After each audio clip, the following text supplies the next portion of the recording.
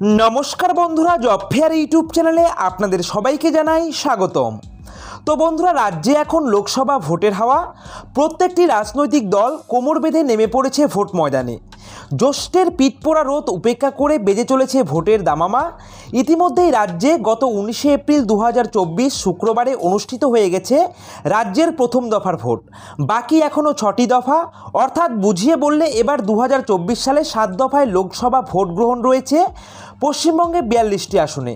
তার মধ্যে প্রথম দফার ভোটে 3টি আসনে অলরেডি ভোট পর্ব মিটে গেছে আলিপুরদুয়ার, কোচবিহার এবং জলপাইগুড়িতে। বাদবাকি রয়ে গেছে আরও 39টি আসনে ভোট গ্রহণ, যা দফায় দফায় সম্পূর্ণ হবে। তবে 39টি লোকসভা আসনের মধ্যে গুরুত্বপূর্ণ একটি কেন্দ্র রয়েছে, বলা যেতে পারে সেলিব্রিটি কেন্দ্র, ঘাটাল। 2024 ঘাটাল লোকসভা কেন্দ্রে 6ষ্ঠ দফায় আগামী 25শে মে ভোট গ্রহণ অনুষ্ঠিত হতে চলেছে। তো এই ঘাটাল লোকসভা কেন্দ্রে নির্বাচনী রাজনীতিতে একেবারে ঝলমল করছে রূপলী পর্দার গ্ল্যামার।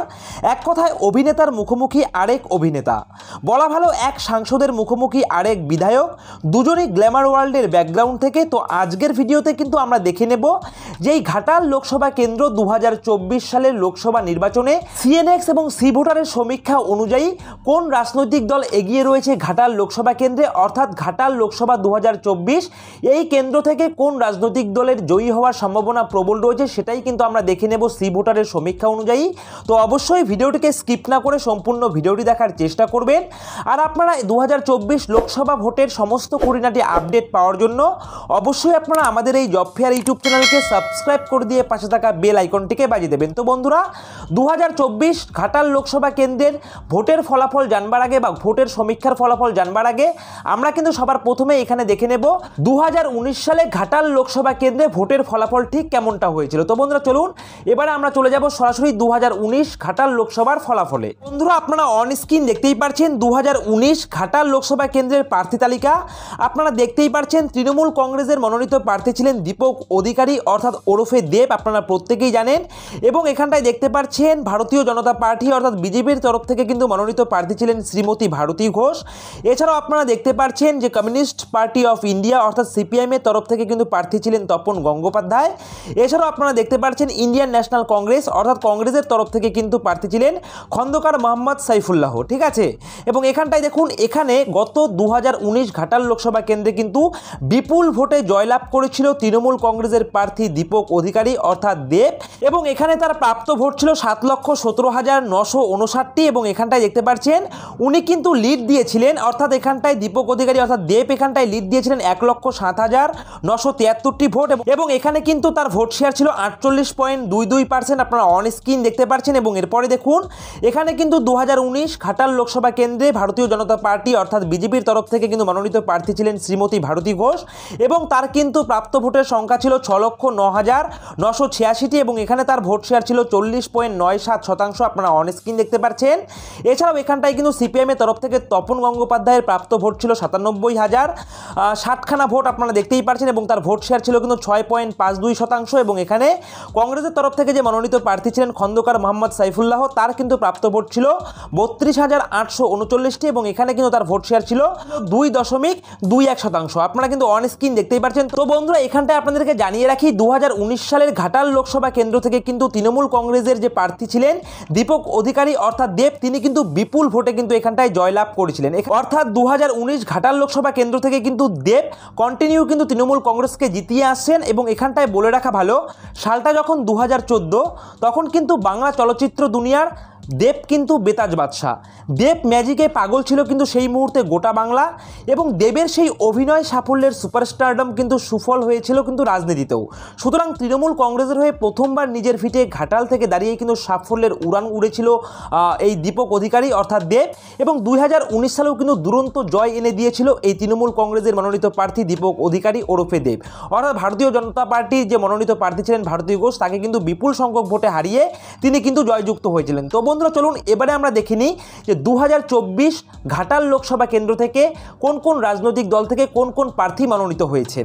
তো বন্ধুরা দেখতেই পাচ্ছেন ঘাটাল লোকসভা নির্বাচন এবং ঘাটাল প্রার্থীদের তালিকা আপনারা দেখতে পাচ্ছেন। তৃণমূল কংগ্রেসের তরফ থেকে কিন্তু সেই একই প্রার্থী অর্থাৎ দীপক অধিকারী ওরফে দেব তাকেই কিন্তু এখানটায় মনোনীত করা হয়েছে। এছাড়াও দেখতে পাচ্ছেন ভারতীয় জনতা পার্টি অর্থাৎ এখানটায় বিজেপির যে বিধায়ক অর্থাৎ হিরণময় চট্টোপাধ্যায় অর্থাৎ এক কথায় ওরফে হিরণ, তিনিও কিন্তু গ্ল্যামার ওয়ার্ল্ড থেকেই বিলং করেন, তিনিও কিন্তু অভিনেতা এবং সেই হিরণময় চট্টোপাধ্যায়কেই কিন্তু বিজেপির তরফ থেকে দাঁড় করানো হয়েছে এই 2024 ঘাটাল লোকসভা কেন্দ্র থেকে। এবং এখানটায় আপনারা পাশাপাশি দেখতে পাচ্ছেন ইন্ডিয়ান ন্যাশনাল কংগ্রেস অর্থাৎ কংগ্রেসের তরফ থেকে কিন্তু এখানটায় পাপিয়া চক্রবর্তীকে কিন্তু মনোনীত করা হয়েছে 2024 ঘাটাল লোকসভা কেন্দ্র থেকে। তো বন্ধুরা চলুন এবারে আমরা দেখে নেব যে সি ভোটারের সমীক্ষা অনুযায়ী এবং সিএনএক্স এর সমীক্ষা অনুযায়ী এবছর অর্থাৎ 2024 ঘাটাল লোকসভা কেন্দ্র থেকে কোন প্রার্থী বা কোন রাজনৈতিক দল জয়ী হওয়ার সম্ভাবনা প্রবল রয়েছে। বন্ধুরা দেখতে পাচ্ছেন আমরা চলে এসেছি সরাসরি সি ভোটারের যে সমীক্ষা এবং সিএনএক্স এর যে সমীক্ষা সেই পেজে এবং এখানটায় লিখে দেওয়া রয়েছে ঘাটাল কার দখলে। তো বন্ধুরা দেখুন এখানে কিন্তু সি ভোটারের সমীক্ষা অনুযায়ী দেখানো হচ্ছে যে টিএমসি কিন্তু এখান থেকে জয়লাভ করতে চলেছে, অর্থাৎ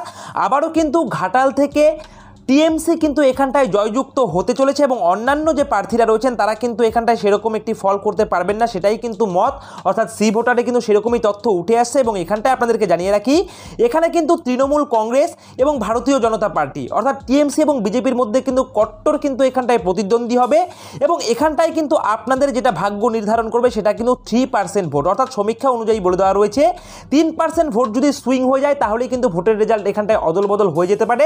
তারপরেও কিন্তু এখানটায় সম্ভাব্য জয়ী হিসাবে সি ভোটারের মত অনুযায়ী তৃণমূল কংগ্রেস কিন্তু 2024 ঘাটাল লোকসভা কেন্দ্র থেকে কিন্তু জয়ী হতে চলেছে। এবং এখানটায় আপনাদেরকে জানিয়ে রাখি এটা শুধুমাত্র সমীক্ষা, এখনও কিন্তু রেজাল্ট নয়, অর্থাৎ এখানে কিন্তু ষষ্ঠ দফায় কিন্তু ভোট হয়ে যাবে 2024 ঘাটাল লোকসভা কেন্দ্রে অর্থাৎ 25শে মে কিন্তু এখানে ভোট রয়েছে। এবং এখানে আপনারা প্রত্যেকেই জানেন প্রত্যেকটি আসন কেন্দ্রে ভোটের আগেই কিন্তু সি ভোটারের একটি সমীক্ষা বেরোয় সিএনএক্স এর তথ্য অনুযায়ী। তো সেরকমই কিন্তু একটি সমীক্ষা উঠে এসে যা আমি শেয়ার করে দিলাম এবং ডিসক্লেমারটা আপনাদের কাছে একটু শেয়ার করে রাখি যেখানে লিখে দেওয়া রয়েছে এটি কিন্তু 100% রেজাল্ট নয়, সি ভোটারের সমীক্ষা অনুযায়ী এই সম্ভাব্য জয়ী তালিকা তৈরি করা হয়েছে, জনগণের রায় এই তালিকার বিপরীতেও যেতে পারে, তাই এই সমীক্ষার ফলাফল দেখে অতিরিক্ত আনন্দ কিংবা হতাশ হবার কোনো রকম মানে নেই। ধন্যবাদ। তো বন্ধুরা আপনারা বুঝতেই পারছেন এটা কিন্তু সি ভোটারের সমীক্ষা জাস্ট, এখানে কিন্তু সমীক্ষা অনুযায়ী বলা হয়েছে যে তৃণমূল কংগ্রেস জয়ী হতে পারে, প্রবল সম্ভাবনা রয়েছে, কিন্তু 3% ভোট কিন্তু এখানটায় ফ্যাক্টর করবে, সেই 3% ভোট যেদিকে সুইং হয়ে যাবে সেদিকেই কিন্তু ভোটের পারদ কিন্তু ঊর্ধ্বে উঠে যাবে। তো বন্ধুরা বুঝতেই পারছেন এই আপডেটটি ছিল যা আমি আপনাদের সঙ্গে শেয়ার করে দিলাম। তো 2024 লোকসভা নির্বাচনের খুঁটিনাটি আপডেট পাওয়ার জন্য অবশ্যই আপনারা আমাদের এই জব ফেয়ার ইউটিউব চ্যানেলকে সাবস্ক্রাইব করে দিয়ে পাশে থাকা বেল আইকনটিকে বাজিয়ে দেবেন আর অবশ্যই এই ভিডিওটিকে শেয়ার করে আপনাদের প্রয়োজনীয় বন্ধুদের সঙ্গে জানিয়ে দেবেন। তো বন্ধুরা এভাবেই আপনারা আমাদের এই জব ফেয়ার ইউটিউব চ্যানেলের পাশে থাকবেন, সকলে মিলে ভালো থাকবেন, সুস্থ থাকবেন। জয় হিন্দ।